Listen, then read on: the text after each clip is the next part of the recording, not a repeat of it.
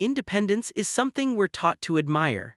Being strong, self-sufficient, and able to handle everything on your own is often seen as a sign of maturity and confidence. We're praised for not needing help, for pushing through, and for relying only on ourselves. But what if your independence didn't grow out of confidence at all?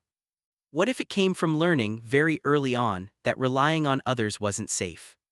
Today, we're talking about a side of independence that doesn't get discussed enough: how being highly independent can actually be a trauma response.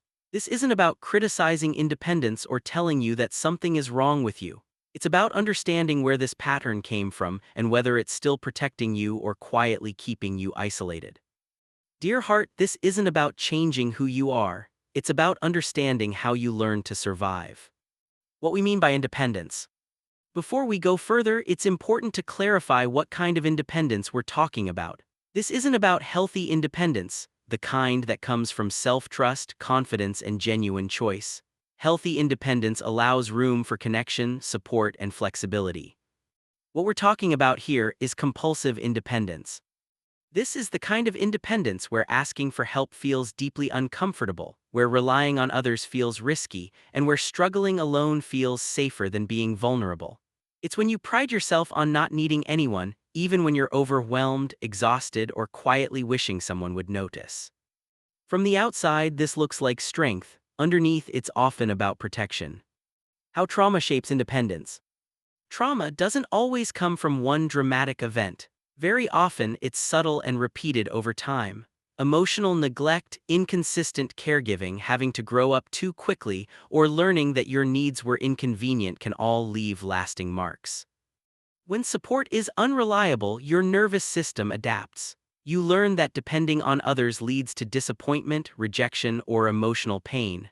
Over time, you start telling yourself that it's safer to rely only on you. Not because you don't want connection, but because experience taught you that self-reliance feels more predictable. Independence becomes a strategy, a way to stay in control, a way to avoid being hurt again. That belief didn't come from nowhere, it came from learning what you needed to do to survive. Why independence feels safer than connection. Connection requires vulnerability, and vulnerability requires trust. If you learned early on that expressing your needs didn't lead to care or comfort, then your body learned to associate closeness with risk. So instead of reaching out, you learned to pull inward. Instead of asking for help, you learned to handle things yourself. Over time, independence stopped being a choice and started becoming armor. You didn't just become capable, you became guarded. And the thing about armor is that it protects you, but it also keeps people out. The hidden cost of being the strong one. People often admire the strong one, the reliable one, the person who always seems to have it together, but there's a cost to carrying that role.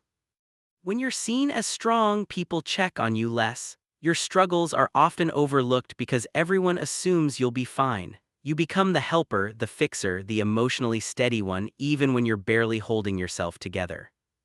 Over time, this can create a quiet loneliness, not the kind that comes from being alone, but the kind that comes from never being held. Strength without support isn't empowerment, it's emotional isolation disguised as resilience. Why asking for help feels so hard. For many independent people, asking for help doesn't feel neutral, it feels exposing. It can feel embarrassing, unsafe, or even shameful, not because help is bad, but because needing someone once came with consequences. So your body reacts before your mind does. You tell yourself you'll handle it, you minimize your needs, you push through even when you're exhausted. This isn't stubbornness, it's conditioning. Your nervous system learned that self-reliance equals safety, and dependence equals risk. Independence and control. Another layer of trauma-based independence is control. When life once felt unpredictable or emotionally unstable, controlling what you can becomes comforting. You plan ahead, you manage everything, you stay prepared. Not because you don't trust others, but because trusting feels uncertain. Letting someone help means letting go, even just a little. And for a nervous system shaped by unpredictability, letting go can feel terrifying. Control becomes a way to stay regulated. Independence becomes a way to avoid being caught off guard. Attachment and emotional distance. Psychology often links this pattern to avoidant or self-reliant attachment styles. You may notice that emotional closeness feels overwhelming or that you instinctively pull away when someone tries to support you deeply. It's not that you don't want connection.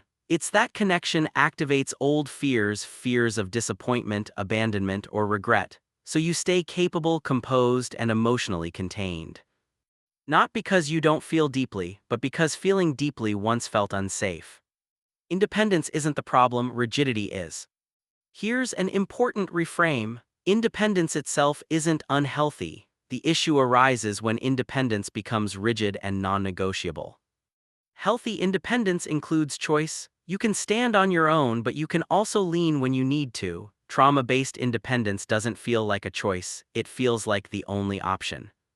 One is empowering, the other is protective. How healing begins. Healing doesn't mean becoming dependent, it means becoming flexible. It means learning that you can rely on others and trust yourself at the same time. Healing often starts small, letting someone help you without immediately feeling guilty, sharing how you feel without rushing to fix it, allowing yourself to receive support even briefly. Not because you can't do it alone, but because you don't always have to. A gentle question to reflect on. Here's a question worth sitting with without judgment. Do you choose independence or do you feel trapped in it? Your answer isn't a failure, it's information, and awareness is often the beginning of healing. Dear heart, you didn't become independent because you were strong. You became independent because you had to be. That strength protected you once and it deserves to be honored.